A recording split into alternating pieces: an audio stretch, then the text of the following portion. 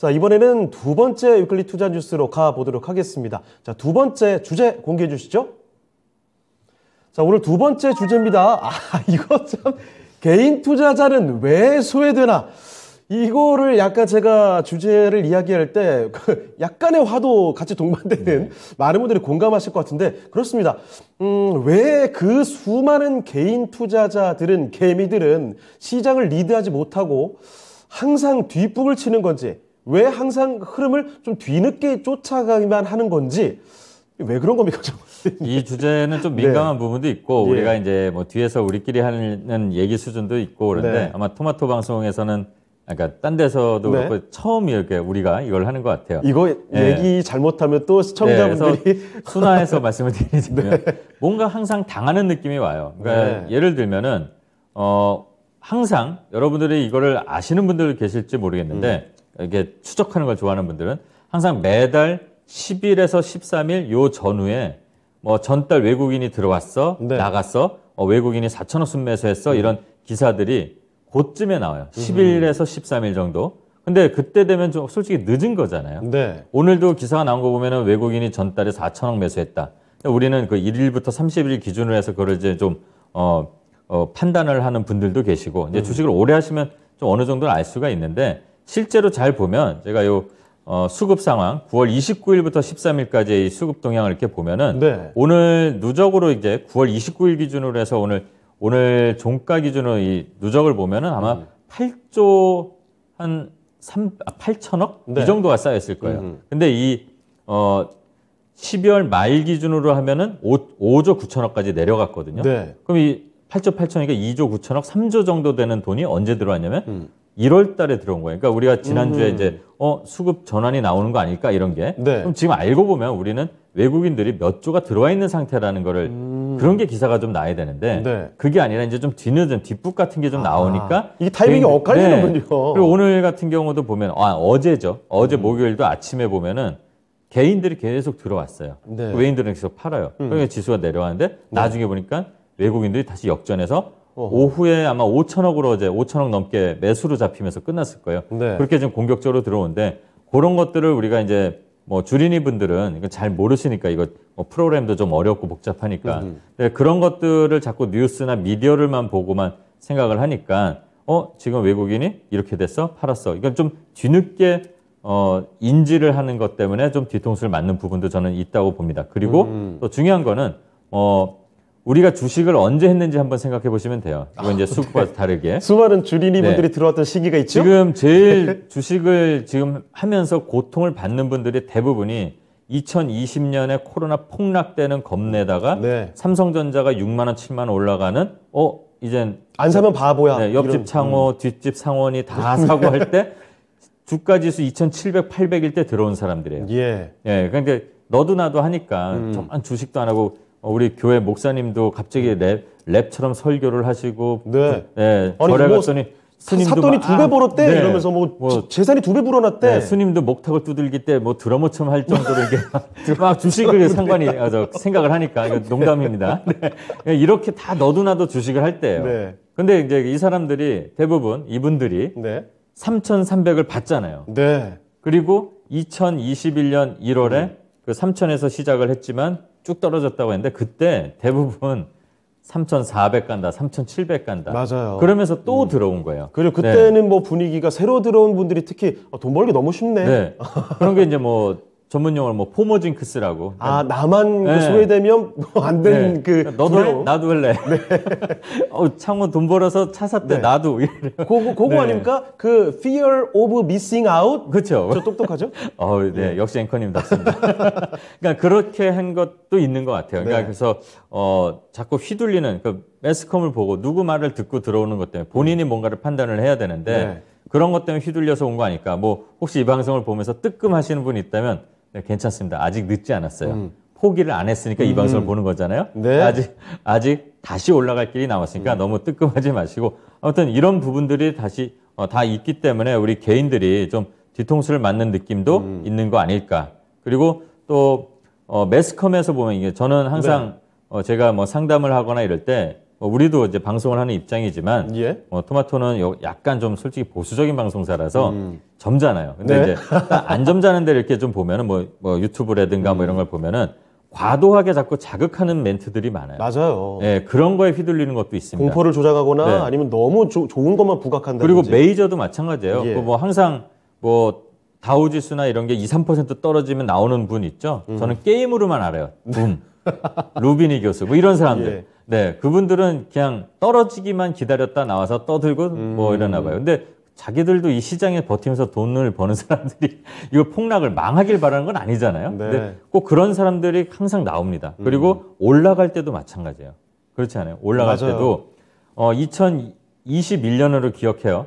삼성전자가 9만 원대 가고 그러니까 9시 뉴스에서 뭐 9만 6천, 12만 원 간다 막 이렇게 나와요. 그때 집 팔아서 또는 자식한테 물려줄 생각으로 대형주사라 삼성, LG화학, 뭐 현대차 지금 나온 종목들 TV 보시는 분들 아마 아휴 이러시는 분들 계세요. 그때 정말 네. 이 대형주가 이런 어마어마한 상승이 나와도 되는 네. 걸까 싶을 정도로 그런 올라갔죠. 말들을 하는 것도 조심해야 된다고 봅니다. 그러니까 항상 공포심에 있을 때는 세게 뭐 표현으로 이거는 뭐 책에도 나온 말인가 세게 짖는 사람들을 조심하라고 해요. 네. 왜냐하면 하락장에서는 그렇게 안 좋게 말하는 사람들은 이제 그러니까 명성을 얻을 수 있지만 네, 하락에서 폭락을 얘기하고요. 그렇죠. 조작을 그런 하고. 사람들은 명예를 얻죠. 네, 유명세를 얻는 거죠. 예. 말을 잘못했네. 근데 잘 버틴 현명한 투자자들은 결국 기회를 잡고 부를 얻을 수 있는 기회를 잡는다 이러잖아요. 근데 또 반대로 높은 자리에 있을 때마다 다 좋다고. 네. 솔직히 2020년 제가 이제 한국에 다시 들어와서 그 주식시장을 봤을 때 삼성전자 그렇게 올랐는지 몰랐었어요. 네, 네. 근데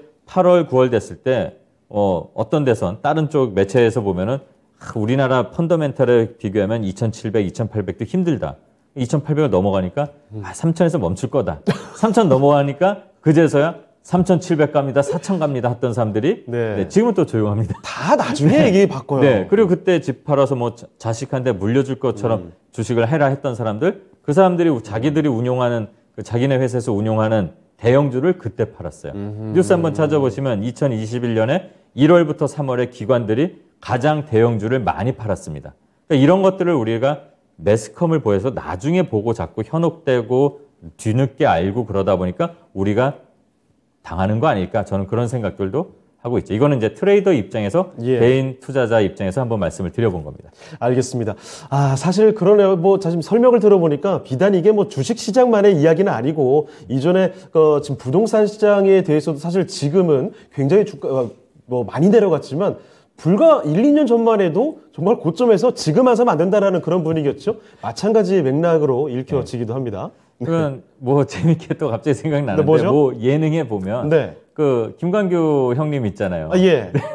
집 사지 말라 할 때 안 샀더니 그때 그래요. 사셨어요. 그리고, 맞아요. 네, 다 산다서 열심히 그 몇 년을 모아서 돈을 샀더니 다시 지금 떨어져 있고. 네. 네, 이런 결과가 죄송합니다, 광규 형님. 네. 근데 투자자들 입장에 시장인 이 주식 시장에 있는 투자자 입장도 아마 마찬가지일 거예요. 그때 다 사라 한다고 뭐 4천 간다, 5천 간다 그런 뭐 유명한 사람들 말 믿고 들어왔던 사람들이 지금 이를 갈고 있을 거 아니에요. 예. 네, 그런 효과들이 있는 거고 이 시장 상황보다 항상 뭔가 뒤늦게 발표되는 뉴스를 좀 주의해야 됩니다. 이 메이저 스피커라는 거는 그러니까 네. 뉴스라는 건 저번에도 제가 말씀을 드릴 기회가 있어서 한번 드렸지만 뉴스는 보고 네. 판단하는 거지 아하. 보고 믿어버리면 안 돼요. 보고 확인을 해야죠. 그러니까 아까도 네. 말씀해 주셨지만 시장 상황보다 항상 그 기사들이 좀 뒤늦게 발표되는 경향들이 그렇죠. 있으니 네. 그것만 가지고 그 시기를 진단해서는 안 되겠다. 그렇죠. 이게 발표가 된다면 내가 한번 지금을 다시 보고 이 흐름을 최소한 6개월 흐름을 보면서 한번 분석을 해보는 것도 좋지 않을까. 네. 그리고 자기만의 가이드라인을 그렇게 한번 세워두는 게 좋지 않을까 한번 네. 생각을 해봤습니다. 알겠습니다. 자, 그럼 마지막으로 좀 정리를 해보도록 하겠습니다. 개인 투자자들이 정말 휘둘리지 않는 투자를 하기 위해서 가져야 될 마음가짐, 전략이라고 해야 될까요? 이거 좀 한 번 더 정리를 해 주시죠. 그러니까 결국은 항상 말씀을 드리지만 일단은 뭐 이런 게 있잖아요. 그러니까 예를 쉽게 들면 외국인이 떠난다 하는 게 네. 알고 보면 진입하는 게 시작이었어요. 아. 9월 30일 날 네. 그 우리가 제일 최저점 2134 이걸 찍었잖아요. 그리고 아까 말씀드린 것처럼 10월 10일쯤에 외국인 얼마를 팔고 떠났다 이렇게 나왔는데 알고 보면 여러분들이 한번 그 HTS를 찾아보세요. 9월 29일부터 시작된 그 그 외국인의 매수가 지금까지 8조 8천억이 온 거고 12월 달에 빠져나갔던 게 지금 1월 달에 들어온 겁니다. 그러니까 이걸 보면은 그 10일 단위로 한 번씩 보시면 아마 이런 게 있구나라는 걸 아실 거예요. 사실 이렇게 지나고 나서 그때를 얘기하니까 아마 보시는 분들이 심각함을 잘 모르실 수도 있는데 이 열흘 차이라는 건 사실 그때 당시 생각하면 굉장히 큰 딜레이인 겁니다. 그렇죠. 근데 어쨌든 이제 이런 거를 좀 어느 정도 감이 잡으셨다면 아마 시장을 볼 때도 보면은 제 말이 다 맞다 이런 것도 아니에요. 보면은 결국 누구의 말이든 간에 뭐 이렇게 객관적으로 말씀하는 앵커님이든 아니면 이렇게 재밌게 말하는 전문가든 어쨌든 제일 중요한 건 본인이 판단하는데 결국은 뭐냐면 주식은 심리적인 자기 컨트롤이 필요한 것 같아요. 이 기술적인 분석과 뭐 기업의 기본적인 분석을 갖고 하지만 결국은 진입은 아무 때나 해도 돼요. 주식은 제일 쉬운 게 뭐냐면 언제 싸게 사는지 아세요? 언제죠? 아무 때나 사도 쌉니다. 왜냐? 사는 순간 플러스 마이너스 제로잖아요. 그렇죠? 네. 그 다음에 내가 대응을 하는 게 제일 중요한 건데 결국은 그 대응할 때 내가 이거를 팔까 말까 올라갈 때 사람들이 더 심리적으로 흔들림이 많고 손에 땀이 나고 막 그럴 정도인데 이 심리적인 제어를 잘 하는 게 제일 중요하다고요. 결국은 주식은 두뇌를 활용한 심리 싸움이라는 말이 그래서 있는 거고요. 그래서 욕심을 가져야 되는 것도 맞아요. 왜냐? 내가 이 시장에서 돈을 벌어서 살아남겠다는 욕심은 당연히 있어야 됩니다. 그게 동기부여가 돼야 되죠. 근데 그 욕심을 넘어서는 내 수준, 내 상황을 넘어서는 그런 탐욕으로 가지 않고 내 상황에 맞는 투자 마인드로 영리하게 솔직히 말씀 좀 적나라하게 드리자면 영악하고 얄미롭고 아주 그냥 맞아 그게 맞죠. 싸가지 없게 챙기면서 이기적으로 이기적으로 그래야죠. 모니터 안에 있는 저 멀리 있는 사람하고 싸우는 거지 뭐 제 얼굴 한다고 제 거 뺏어가는 게 아닌 것처럼 호인이 돼서는 안 되겠어요. 네 맞습니다. 그렇게 해서 살아남으셔야 된다는 거 심리적인 제어가 중요하다는 말씀을 드립니다. 네, 알겠습니다. 시장에 대한 이야기도 있고 그리고 지금 신상원 전문가의 주식을 바라보는 투자를 바라보는 마음가짐을 그대로 좀 읽어볼 수 있는 기회가 아니었나 싶습니다. 아무쪼록 지금같이 참 어려운 시장 이게 들어가야 될지 말아야 될지 스스로 판단이 좀 잘 안 되는 상황이기도 한데 여러분이 좀 정신 바짝 차리고 조금 더 약간은 이기적인 투자를 해서 정말 수익의 기회를 가져갈 준비를 하셔야 된다는 점 다시 한번 강조드리도록 하겠습니다. 자, 두 번째 위클리 투자 뉴스까지 정리를 좀 해봤습니다. 잘 이야기 드린 내용들 넣어두시고 다음에 투자 힌트를 가져가시면 좋겠습니다.